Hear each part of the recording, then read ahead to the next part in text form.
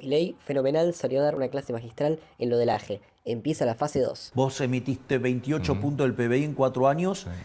pero de esos 28 puntos del PBI, 13 se emitieron en el último año. Digamos, eso es el populismo. Eso es lo que nos dejaron plantado. Ahora, digo, yo no voy a estar llorando por la herencia. ¿Empezamos otro país? Digo, ¿empieza otro país ahora para el gobierno suyo? Definitivamente. Primero hay que poner en contexto qué es lo que significa la aprobación de la ley bases Sí. y lo que hemos hecho hasta ahora, que nosotros definimos como la fase 1 del gobierno. Hemos pasado la reforma estructural más grande de la historia argentina. La ley bases que pasó anoche es un hito histórico y monumental para la historia argentina. Primero porque es 5 veces más grande que la reforma que hizo Menem. Si a eso le sumamos que el DNU está vigente, eso significa que Argentina acaba de poner en marcha 800 reformas estructurales. Esto significa que Argentina, en términos de libertad económica, va a escalar 90 puestos. Argentina empieza a parecerse a países como Alemania, Francia, Italia. Por otra parte, también hemos logrado consolidar lo que nosotros, una de nuestras principales políticas, que fue el déficit cero. Básicamente, los números hasta mayo han sido verdaderamente imponentes, a pesar de los continuos pronósticos de que era solamente un mes y al mes que seguía se caía. Tenemos las esperanzas de que los números que van a terminar dando el mes de junio, que tiene en contra, digamos, la estacionalidad en términos de lo que es el pago de medio aguinaldo, van a ser números verdaderamente sorprendentes. Por lo tanto, la consolidación fiscal está en marcha y lo que viene de acá para adelante es, ya pasó la etapa del déficit cero, ahora vamos a la etapa de la emisión cero. Es decir, ahora se viene... ¿Esa es la fase 2? Claro, ahora se viene el cambio de régimen monetario, a que lo que se denomina la base monetaria amplia no varíe más. Entonces, ya se... Es decir, no vas a emitir más. Exacto. Está cerrado el grifo fiscal. Nosotros en esta etapa hemos eliminado fuertemente los pasivos remunerados. El cuasi fiscal representaba 10 puntos del PBI. Ya lo hemos bajado a 1. O sea, hay un ajuste adentro de las cuentas del Banco Central de 9 puntos del PBI. Parte va a quedar de ese déficit porque es algo que se generó en la primera parte del año. Y la idea es que la base monetaria amplia, que hoy está en el orden de 7 u 8 puntos del PBI, cuando históricamente la base monetaria, la simple, ha estado en el siglo XXI en torno al 9 o 10%. La base monetaria simple en Argentina hoy es 2,8 del PBI. Es decir, serían niveles de demanda de dinero propios del camino de una hiperinflación. Cuando se cumplen todo ese conjunto de elementos, están dadas las condiciones para salir del cepo. Dicho esto, es entonces, ¿qué es lo que está faltando? Si yo miro la inflación núcleo o miro la mayorista, ponele, lo voy a redondear, en 3,5. La verdadera inflación, digamos, que tiene Argentina no es 3,5, es 1,5. Porque vos tenés 2 de pauta de devaluación, ¿no? Entonces, la primera etapa es que ese 3,5 termine pareciéndose a 2. Una vez que se parece a 2, vamos a 1. Una vez que vamos a 1 y alcanzamos 1, o una de dos, o vos vas por una situación de tipo de cambio fijo, o, digamos, vas a una situación de tipo de cambio flexible. Digo, la economía está saliendo y en ese sentido, en la medida que los ingresos fiscales mejoren, nuestro programa implica bajar impuestos y eso ya nos permitiría enlazar con la etapa 3 del programa, que es directamente empezar a crecer fuertemente. ¿De comercio exterior es un dólar competitivo el actual o vos crees que va a haber modificaciones?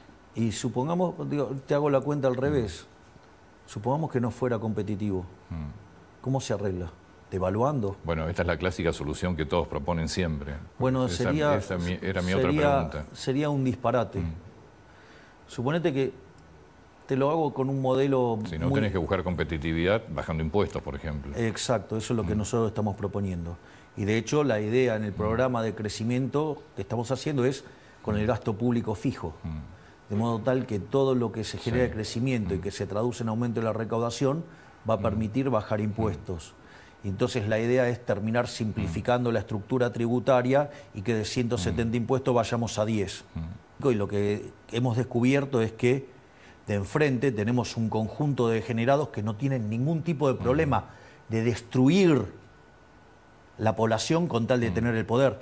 Y eso, ¿sabes dónde se ve más claramente? Por ejemplo, en lo que fue lo que nos dejaron de herencia.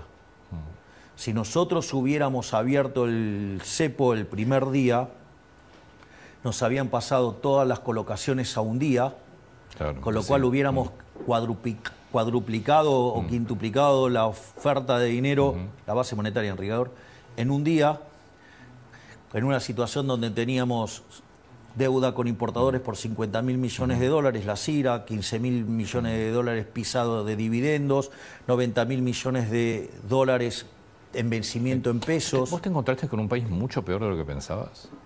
Sí, era mucho peor que lo que creíamos porque había partidas ocultas. En este contexto a vos te podían meter 2 bases monetarias más de un día para el otro con eso, y en el balance del Banco Central, por una cuestión de contabilidad, se registra solamente el put. La opción. Claro, exactamente. No se registra lo que te puedan ejecutar. Exacto, se registra la opción, no la contingencia.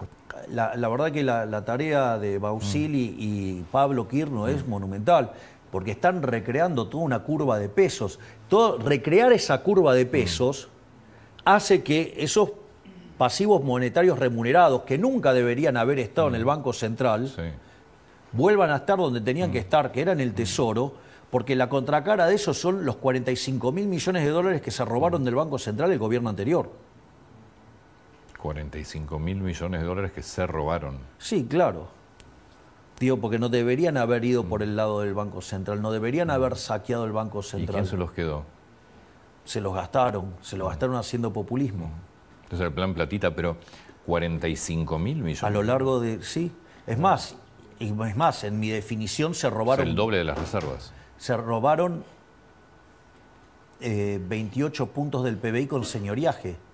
Lo que pasa es que no está tipificado como delito, pero el señoriaje es delito.